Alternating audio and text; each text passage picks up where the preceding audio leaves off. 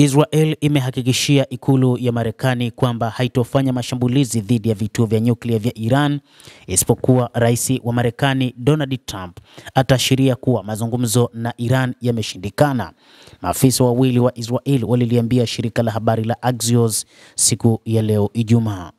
Kwa mujibu wa maafisa hao, ujumbe huo ulitolewa wakati wa ziara mjini Washington wiki iliyopita na waziri wa masuala ya mikakati Rom Dima, mkurugenzi wa Mossad David Bania na mkuu wa baraza la usalama la kitaifa Zach Hanegbi, Axios imeripoti.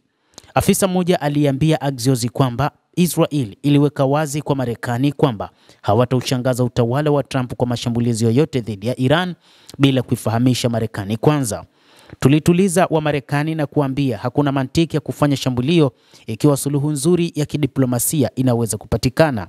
Hii ndio sababu tunaenda kuipa nafasi kusubiri kwa hatua zozote za kijeshi hadi ieleweke kwamba mazungumzo yamekamilika na Steve Witkoff amekata tamaa, afisa wa pili alieleza. Marekani iliamini kuwa Israel imejiandaa kwa ajili ya kuishambulia Iran mwishoni mwa mwezi Mei. Maafisa wengi wa Marekani walifichua taarifa za kijasusi za CNN kwamba Israel ilikuwa inajiandaa kushambulia vituo vya nyuklia vya Iran. Shirika la habari la Jerusalem Post limeripoti.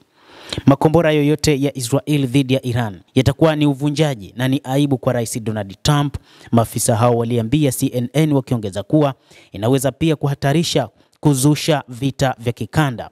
Hata hivyo, afisa mkuu wa Israel aliambia Axios kwamba wakati IDF ikifanya mazoezi kwa ajili ya uwezekano wa kufanya makombora dhidi ya Iran, Marekani na nchi nyingine zilisoma vibaya hatua ambazo IDF ilichukua kabla ya mashambulizi dhidi ya Wahouthi nchini Yemen kama maandalizi ya makombora yanayokaribia dhidi ya Iran.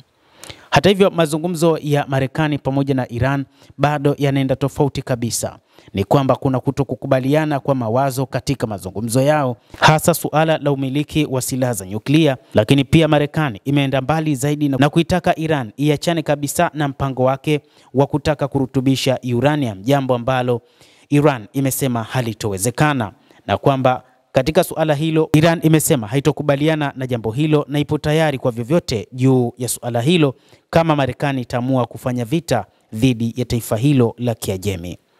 Mtazamaji wa The World News, endelea kutufuatilia, lakini usisahau kulike, usisahau kucomment, kadhalika na kusubscribe channel yetu hii ili upate habari hizi kwa mapana kupitia The World News. Mimi ni Adam Hussein, endelea kuwa nasi wakati wote, endelea kufuatilia uweze kuyajua yanayojiri duniani.